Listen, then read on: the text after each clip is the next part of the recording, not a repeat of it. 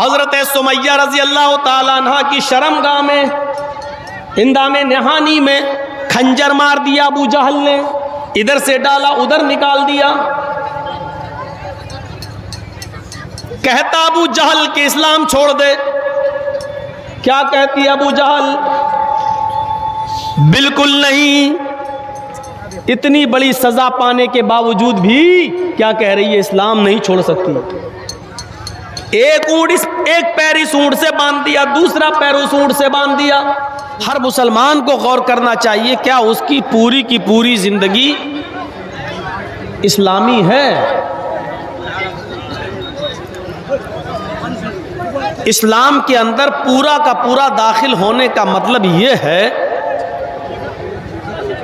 कि हमारी हर चीज में इस्लाम नजर आए। हम चलें तो इस्लाम नजर आए, हम बैठें तो इस्लाम नजर आए,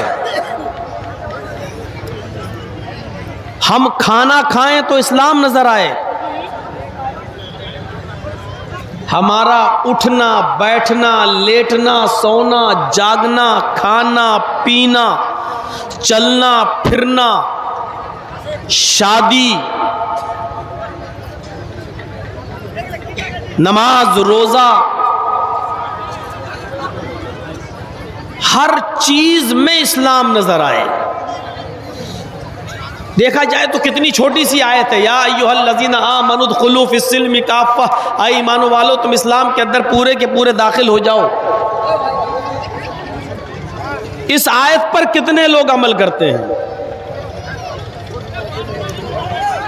पूरी जिंदगी तो छोड़ दीजिए, अगर मैं ये कहूं कि आप जिस जलसे में आए हैं और यहां जिस तरीके से बैठे हैं और जिस तरीके से आप हमारी तकरीर और उलमा की तकरीरें सुन रहे हैं,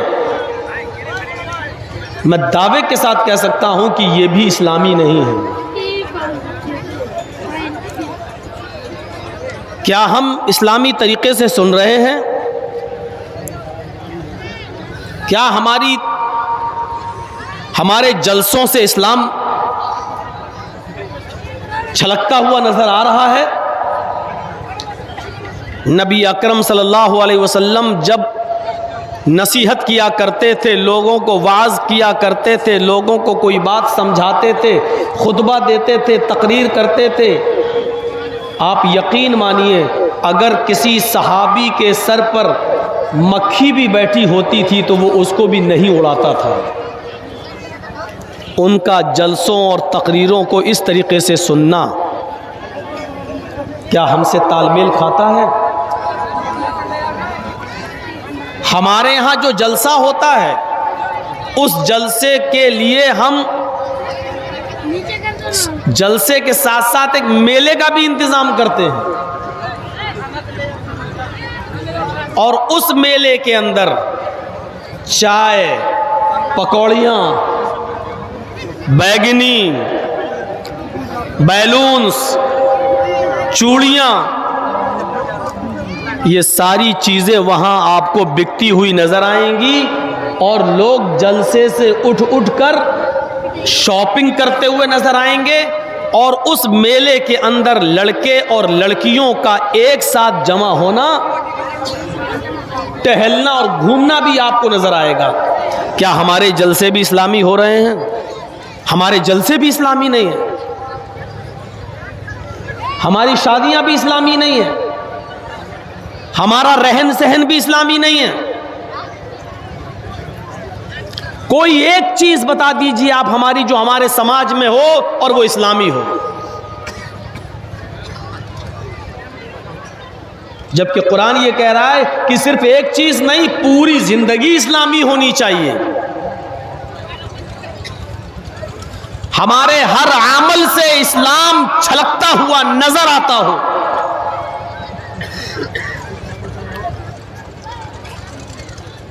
ये हाल था। हम अपने बच्चों की तरबियत किस तरह कर रहे हैं, नजर डालें। हमारे घर का समाज का, हमारे समाज का हाल क्या है, उस पर नजर डालें। हमारा लिबास कैसा है, इस पर नजर डालें। एक होता है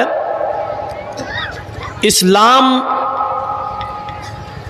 कबूल कर लेना, मान लेना, और एक होता है अपने आप को इस्लाम के अंदर ढाल लेना। दोनों में फर्क क्या है बताता हूं आपको। एक गिलास पानी आप लीजिए और उसमें इतना बड़ा एक पत्थर पानी में डाल दीजिए।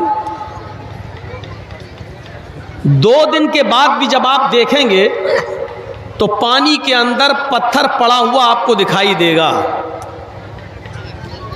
2 दिन के बाद उस पत्थर को अगर आप पानी से निकाल कर फेंकना चाहें तो पत्थर को पानी से निकाल कर फेंक सकते हैं, या पानी को भी फेंका जा सकता है।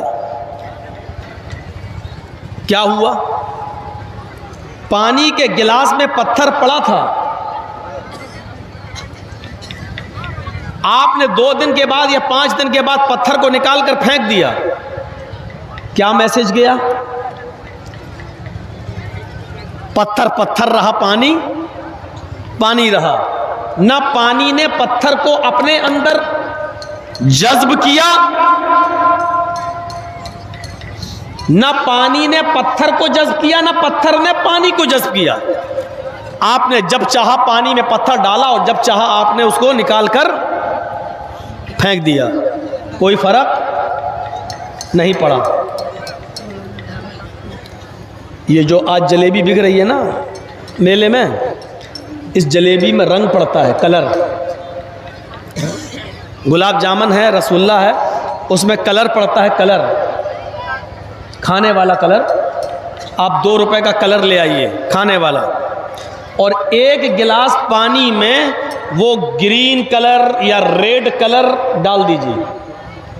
जो पाउडर है वो आप डाल दीजिए। फिर आप क्या देखेंगे, थोड़ी ही देर के अंदर, 2 दिन नहीं लगेंगे, 3 दिन नहीं लगेंगे, 1 ही मिनट में आप देखेंगे अगर लाल रंग है, रेड कलर, और पानी में आपने उसको डाला है तो उस रंग ने पानी को लाल कर दिया और पानी ने भी उस रंग को अपने अंदर जज्ब कर लिया। अब मैं आपसे यह कहूं कि इस पानी में से रंग को अलग कीजिए, तो आप कर देंगे? क्यों?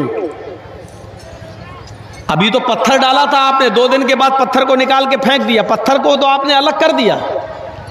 लेकिन जब पानी के अंदर आपने कलर डाला, रंग डाला, तो अब मैं आपसे कहता हूं उस रंग को, उस कलर को आप पानी से अलग कीजिए। आप क्या, आपके बाप भी नहीं कर पाएंगे। हम और हमारे बाप भी नहीं कर पाएंगे। चलिए, पानी से रंग को अलग नहीं कर सकते। अब मैं दूसरा सवाल करता हूं, रंग से पानी को अलग करके दिखाइए। आप नहीं कर पाएंगे। क्या मैसेज गया है? मैसेज ये गया है कि जब कलर को पानी में आपने डाला तो पानी ने उस कलर को कबूल कर लिया और रंग ने भी पानी को अपने रंग में ढाल लिया। अब पानी न तो रंग को छोड़ रहा है और रंग पानी को भी नहीं छोड़ रहा है। अब दोनों में से आपको फेंकना है तो दोनों चीजें फेंकना पड़ेंगी, एक चीज नहीं। लेकिन आप चाहें कि पानी से रंग को अलग कर दें तो आप नहीं कर पाएंगे, और रंग से पानी को अलग कर दें तो आप नहीं कर पाएंगे। हमारा इस्लाम के साथ कनेक्शन और हमारा इस्लाम के साथ संबंध, हमारा इस्लाम के साथ ताल्लुक पानी और रंग की तरह होना चाहिए, पानी और पत्थर की तरह नहीं। जब चाहा इस्लाम को हमसे दूर कर दो और जब चाहा इस्लाम को अपना लो। जब चाहा जलसे में आ जाओ, टोपी लगा के तकरीर सुन लो, और रात के 2 बजे तक मौलाना जर्जीस की तकरीर सुनने के बाद फजर में जब आजान आए तो घोड़ा बेचते हुए सोते रहो। आपने 12 बजे जर्जीस साहब को टाइम दिया, 1:30 बजे 2 बजे तक जर्जीस साहब ने तकरीर की, घर गए सो गए। आपने इस्लाम के अंदर पत्थर डाल दिया, लेकिन फजर की अजान में उठ के आप नमाज पढ़ने नहीं गए। इसका मतलब यह कि उस पत्थर को पानी से निकालकर आपने बाहर फेंक दिया। जो सुना वो आपने दूसरे कान से निकालकर फेंक दिया। हमारा और आपका ताल्लुक इस्लाम के साथ पानी और पत्थर की तरह है, जो इस्लाम नहीं चाहता है। हमारा और आपका ताल्लुक इस्लाम के साथ पानी और पत्थर नहीं, रंग और पानी की तरह होना चाहिए। सुन रहे हैं आप? पानी और रंग की तरह होना चाहिए। जैसे पानी में रंग डालने के बाद रंग को पानी से अलग नहीं किया जा सकता, उसी तरीके से हमारी जिंदगी में इस्लाम ऐसे घुल जाए, ऐसे पिघल जाए कि अगर इस्लाम को हमसे निकाला जाए तो न निकले, और इस्लाम से हमें निकाला जाए तो न निकले। जैसे हजरत बिलाल के अंदर था, आग के अंगारों पे लिटा दिया गया और कहा गया इस्लाम छोड़ो, कहने लगे नहीं। तो मेरे भाइयों, अपने आप को इस्लामी रंग में रंगना चाहिए। उठना, बैठना, लेटना, सोना, जागना सब इस्लामी हो। हजरत बिलाल के सीने पर जब भारी पत्थर रख दिया गया आग के अंगारों पर लिटालकर, फिर उनसे कहा जा रहा है इस्लाम छोड़ो, आग के अंगारों पर लेटे हैं, भारी पत्थर सीने पर रख दिया, और फिर भी कह रहे हैं कि नहीं, अल्लाहु अहद, अल्लाहु अहद, अल्लाहु अहद। यह है इस्लामी जिंदगी। ना इस्लाम बिलाल से निकल रहा है, ना बिलाल से इस्लाम को निकाला जा रहा है। यह है इस्लाम। और एक हमारा इस्लाम है। इतना बोलने के बावजूद भी बेगैरत लोग मोबाइल लगाए हुए हैं, ये जलसा सुनने आए हैं। एक हमारा इस्लाम है, तो ये इस्लाम को अपनाने की जरूरत है। हजरत सुमैया रजी अल्लाह ताला अन्हा की शर्मगाह में, इंदामे नहानी में खंजर मार दिया अबू जहल ने, इधर से डाला उधर निकाल दिया। कहता अबू जहल कि इस्लाम छोड़ दे। क्या कहती अबू जहल? बिल्कुल नहीं। इतनी बड़ी सजा पाने के बावजूद भी क्या कह रही है? इस्लाम नहीं छोड़ सकती। एक पैर इस ऊंट से बांध दिया, दूसरा पैर उस ऊंट से बांध दिया, हाथ में कोड़ा लिया और कहा कि इन ऊंटों को भगा देंगे। एक ऊंट पूरब की तरफ जाएगा, एक ऊंट पश्चिम की तरफ जाएगा। अब इस्लाम छोड़ दे, तू चीर दी जाएगी, बीच से तेरे 2 टुकड़े कर दिए जाएंगे। इस हाल में भी देखने के बाद मुस्कुराती है और कहती है कि अबू जहल, जन्नत देखने के बाद भी कोई पलट सकता है, मैं इस्लाम को अब भी नहीं छोड़ सकती। ये कौन सा इस्लाम था?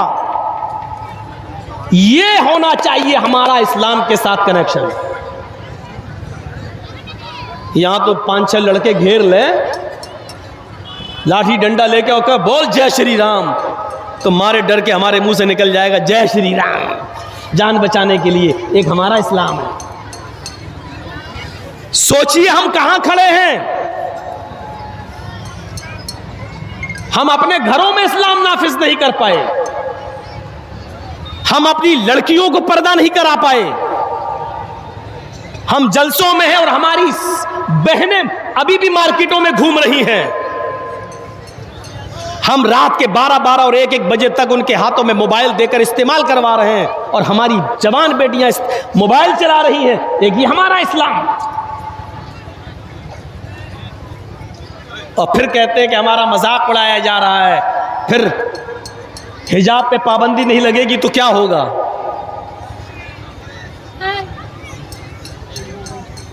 यही सब हालात हमें देखना पड़ेंगे, क्योंकि इसके जिम्मेदार हम खुद हैं। कल तक हमारी मस्जिदों से, हमारे मोहल्लों से जब किसी हिंदू की बारात निकलती थी तो गांव में घुसने से पहले बारात बंद हो जाती थी कि मुसलमानों को बैंड बाजा पसंद नहीं है, इनको तकलीफ नहीं पहुंचाएंगे, इनको हम क्यों तकलीफ दें, बंद कर देते थे बैंड बाजे। लेकिन आज हमारी मस्जिदों के पास भी बैंड बाजे बंद नहीं होते हैं। नमाज हो रही होती है और बारात बजती हुई गुजर जाती है। क्यों? क्योंकि हमने अजानों के वक्त खुद अपने घर की टीवियां बंद नहीं की है, हमने मैच देखना बंद नहीं किए हैं। हमारी औरतें, हमारी माँ बहनें टीवी में सीरियल देखना जब से शुरू कर दी है तो गैर मुस्लिमों ने हमारी मस्जिदों के पास भी बैंड बाजे बजाना बंद नहीं किया है, बजाना शुरू कर दिया है। उसकी जिम्मेदार कौन है? इस हालात की जिम्मेदार कौन है? हम खुद इन हालात के जिम्मेदार हैं। याद रखिए, अब जो गलती आप करेंगे वो मिटेगी नहीं। एक उम्र होती है किसी गलती के मिटाने की। हमारा छोटा सा बच्चा स्कूल पढ़ने के लिए जाता है, नर्सरी, LKG, UKG, फिर फर्स्ट, सेकंड, थर्ड। जब वो बच्चा छोटा है, पढ़ने जाता है, तो उसको कलम से, पेन से नहीं लिखाया जाता है, पेंसिल दी जाती है, कच्चे मसाले की पेंसिल, और साथ में रेजर दिया जाता है, उसको लिखाया जाता है। बच्चा है, लिखने में गलती करता है, रेजर से मिटाया जाता है, क्योंकि अभी उसकी उम्र गलती करने की है। वो अभी गलती करेगा और उसको रेजर से मिटाया जाएगा। लेकिन जब वही हमारा बच्चा 6 क्लास में आ जाता है तो फिर उसको पेंसिल से नहीं बल्कि कलम से लिखने को दिया जाता है। क्यों? ये मैसेज देने की कोशिश की जाती है कि अब तुम्हारी गलती करने की उम्र खत्म हो चुकी है। जब तुम्हारी गलती होती थी तो मिटा दी जाती थी, अब तुम इतने बड़े हो चुके हो कि अब तुम पेन से लिखोगे, सोच समझ कर लिखना। अब अगर गलती करोगे तो रेजर से मिटने वाली नहीं है। इलेक्शन के हालात, बिहार के हालात, यूपी का इलेक्शन और इन तमाम चीजों में हमारी बेवकूफी और हमारा पागलपन हमें बता रहा है कि अभी भी हम अपने आप को बच्चे समझ रहे हैं कि हम लिखेंगे गलत और मिटा दिया जाएगा। नहीं, इस वक्त होश के नाखून लेने की जरूरत है, इस वक्त दूरअंदेशी की जरूरत है, इस वक्त अक्लमंदी से काम लेने की जरूरत है, क्योंकि इस वक्त तुम जो गलती करोगे वो मिटेगी नहीं। मैंने कह दिया जो कहना था। अब भैंस का गोश्त खाने वाले होगे तो नहीं समझोगे, क्योंकि भैंस कुंद दिमाग होती है, और अगर भैंस के अलावा कुछ और खा रहे होगे तो समझ गए होगे कि मौलाना जर्जिस क्या कह रहा है और क्यों कह रहा है। जरूरत है इस वक्त अपने आप को ये सोचने की कि अब हमारी गलती मिटने वाली नहीं है।